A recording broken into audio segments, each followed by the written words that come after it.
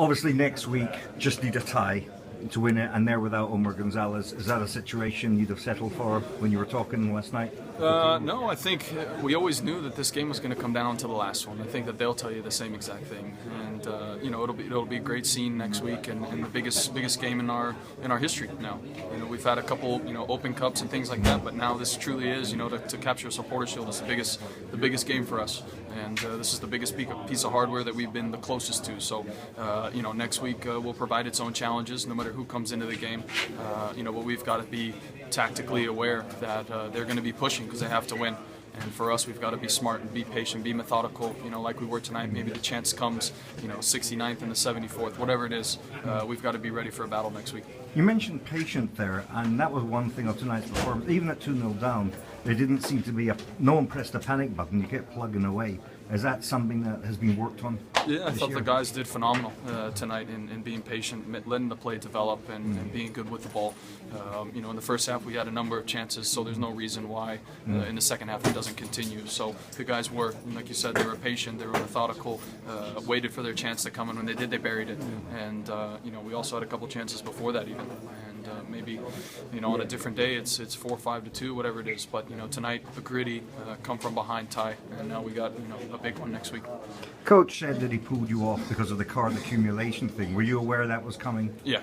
I was told that before the game that I was sitting on 4, so I got to be smart. And I think with 25 minutes left, you get tired, and maybe you make a bonehead mistake and throwing the ball or kicking the ball away, whatever it may be. So, just a tactical decision.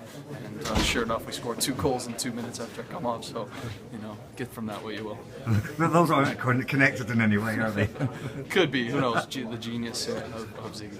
But, this referee was very card happy in the first half. Not in both ways. Were you thinking then, I have to be extra careful because he's giving them out? I think I've always been, most of my yellow card fouls aren't for back challenges. They're from pulling a guy down in tactical foul or kicking the ball away to waste time. So I think I would have been smart enough, but better safe than sorry. And sure enough, we get 2-2.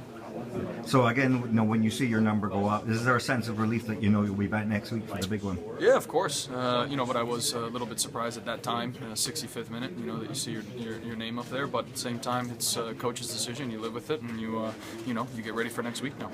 You've known this coach, as well as anyone. Maybe along with Zach. What has he done different this year and previous years? I think there's been little adjustments here and there from a little bit more fitness in the preseason than in years before, a little bit more running, making sure that we're going to be the fittest team on the field and we're going to be able to push. And I thought that we saw that tonight. Even 75th minute on, we didn't die. We kept pushing forward. We were the fitter team, and sure enough, we get 2 results from that. So a little bit different in that standpoint. We've changed up the pregame, the practice before the game a little bit the day before.